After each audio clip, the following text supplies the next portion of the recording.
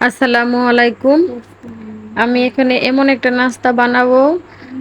উপকরণ হচ্ছে খুব সাধারণ, কিন্তু নাস্তাটা হচ্ছে একদম অসাধারণ।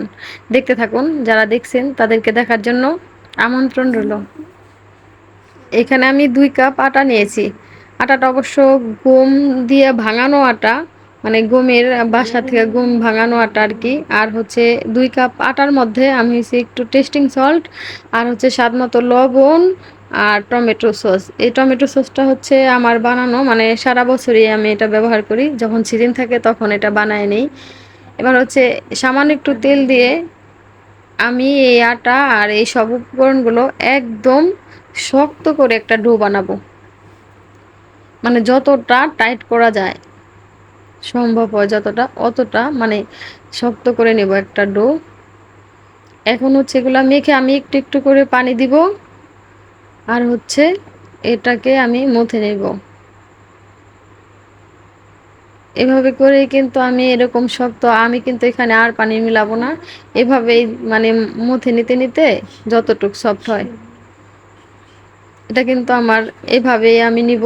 এখন হচ্ছে এটাকে আমি একটু ঢেকে রেখে দিছিলাম।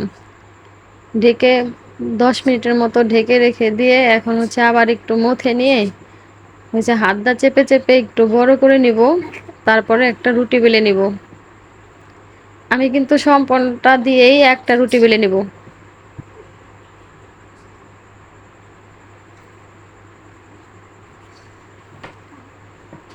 আমি মোটা করে এই রুটিটা বেলছি, দেখেন কতটা মোটা হয়েছে, বেশ কিন্তু মোটা।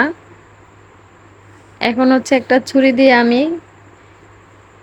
খুব চিকন, মানে যতটা চিকন করা যায় অতটা চিকন করে কেটে নেব।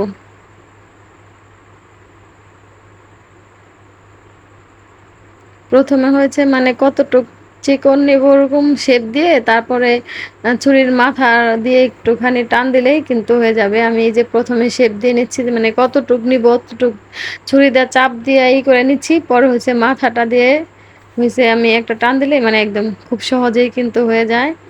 আর একটাও কিন্তু একটার গায়ে লাগবে না, কারণ আমি ডোটা খুব শক্ত করে নিছি। এই পুরো রুটিটাই আমি এভাবে কেটে নিব।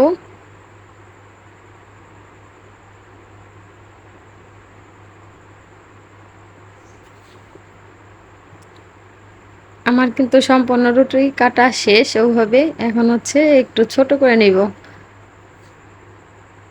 এরকম করে কয়েকটা টুকরো দিয়ে আমি হচ্ছে পুরাটাই কিন্তু এইভাবে কেটে নিয়েছি।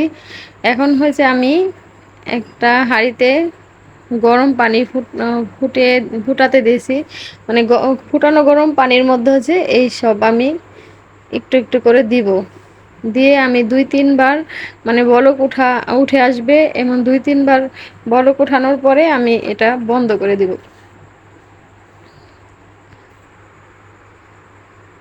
আমি কিন্তু 2-3 বার বলক আসার পরে এটা বন্ধ করে দিয়ে ওভাবেই ঢেকে রেখে দিয়েছিলাম, মানে যতক্ষণ পর্যন্ত আমার এখানে এই গরম তেলে পেঁয়াজ কাঁচামরিচ এগুলা ভেজে, ডিম এগুলো একটু ভেজে, ডিম দিয়ে ডিমটাও ভেজে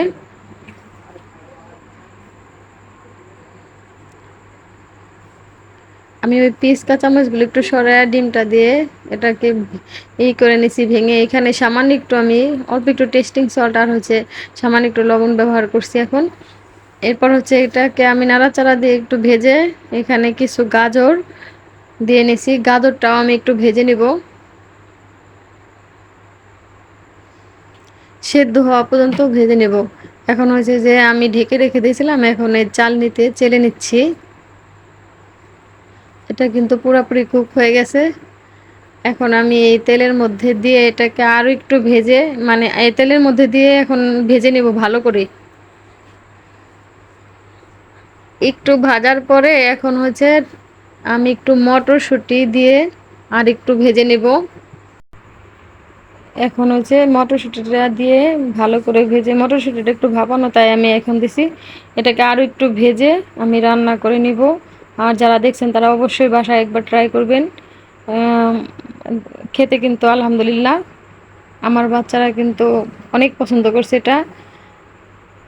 দেখেন দেখতে কতটা লোভনীয় হয়েছে। খেতেও কিন্তু আমার বাচ্চারা খেয়ে খুবই পছন্দ করছে। মাশাআল্লাহ হয়েছে। মানে যারা দেখছেন তারা অবশ্যই বাসায় একবার ট্রাই করবেন আর আমাকে জানাবেন কমেন্ট করে। আল্লাহ হাফেজ।